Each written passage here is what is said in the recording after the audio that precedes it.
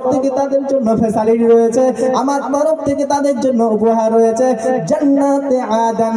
আমরা একটা সময় ভুল কথা জানি, আমরা জানি জান্নাত 8টা আর জাহান্নাম 17, তাই না?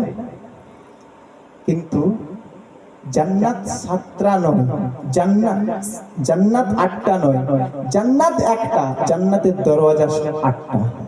কয়টা দরওয়াজা? 8টা। জি। আর জাহান্নাম একটা, 7টা নয়, জাহান্নামের দরওয়াজা 7টা। বুঝে আসছে? জান্নাতের মধ্যে একটা নাম আছে জান্নাতে আদন, দরওয়াজার নাম হলো জান্নাতে আদন। আল্লাহ বলছে আমার তরফ থেকে ওই ব্যক্তির জন্য জান্নাতে আদন আমি ওর জন্য ঠিকানা বানিয়ে দেবো। বলুন না সুবহানাল্লাহ। তো ভাই, আর এর জানটা আসানের সাথে কবজ করা হবে। তাফসীরে কাসির মুফাসসির কেরাম বলেন জানটা যখন আসানের সঙ্গে কবজ করা হবে, আরামের সঙ্গে কবজ করা হবে, কেমন ভাবে জানটা কবজ করা হবে গো মুসলমানের ছেলেরা, ও বাজার নওজোয়ান তরুণেরা, গভীর মনোযোগ দিয়ে বোঝার চেষ্টা করবে না। তাফসীরে কাসির মুফাসসির কেরাম বলেন দুনিয়ার জমিনে যেমন বাচ্চা ছেলে 5 মাস 6 মাস 7 মাস 8 মাস 1 বছরের ছেলে যেমন মায়ের কোলে শুয়ে দুধ পান করে না, দুধ পান করে। তাফসীরের কথা বলছি, আমার মন গড়া কথা বলছি না মুসলমান, কিতাব খুলে দেখেন তাফসীরে কাসির, তাফসীরে মারিফুল কোরআন। ও মুসলমানেরা, যেমন ওই বাচ্চা ছেলেটি মায়ের কোলে শুয়ে দুধ পান করে গো, ওই রকম ভাবে দুধ পান করতে ছেলেটি কিন্তু ঘুমিয়ে পড়ে। এইবার মা যখন সংসারিক কাজ করার জন্য ওই সন্তানকে বিছানার মধ্যে ঘুম পাড়িয়ে দিয়ে এইবার সংসারে কাজ করার জন্য উঠবে, তখন স্তন থেকে মুখটা ছাড়াতে হবে কিনা? যখন স্তন থেকে মুখটা ছাড়িয়ে দেয়, ছেলের মনে কিন্তু কোনো আসরে পড়ে না। কেন? ছেলে তো ঘুমিয়ে পড়েছে, ছেলে দুধ খেতে ঘুমিয়ে পড়েছে, ছেলে কিন্তু কোনো কষ্ট হয় না, ছেলে কিন্তু কেঁদে ওঠে না। ওই রকম ভাবে বলা হয়েছে যখন ইমানদারের জানটা কবজ করা হবে, যেন সে তার মায়ের কোলে দুধ খেতে ঘুমিয়ে পড়েছে। বলুন সুবহানাল্লাহ। এত আসানের সাথে কবজ করা হবে। আমরা চাই কোনটা ভাই? আমরা আসানের সাথে চাই না, জান্নাত চাই না, আল্লাহ সে উপহার চাই না? তাহলে আল্লাহর উপহার নিতে হলে এই আয়াতের উপরে তো আমল করতে হবে। ইন্নাল্লাযীনা আমানু ওয়া আমিলুস সালিহাত, তবে তো তুমি ওই জান্নাতে আদন পাবে, না হলে অমনি পেয়ে যাবে নাকি? জি। তাহলে তোমাকে নামাজ পড়তেই হবে কিনা? পড়তে হবে কিনা? তাহলে কিন্তু জান্নাত পাওয়া মুশকিল।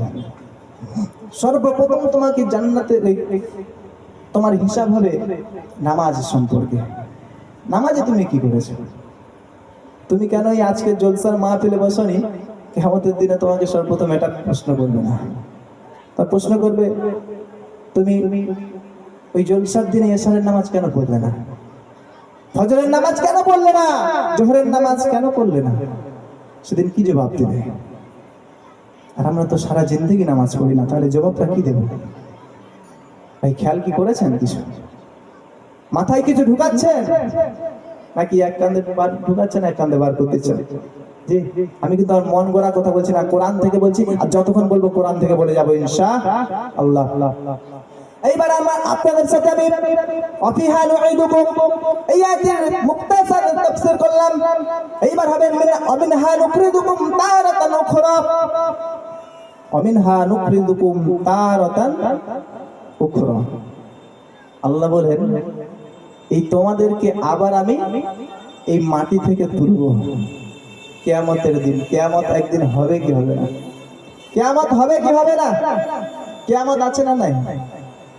জি, কিয়ামত আছে। আল্লাহ তাহলে যদি কিয়ামত না হতো তাহলে কোরআন মিথ্যা হয়ে যেত।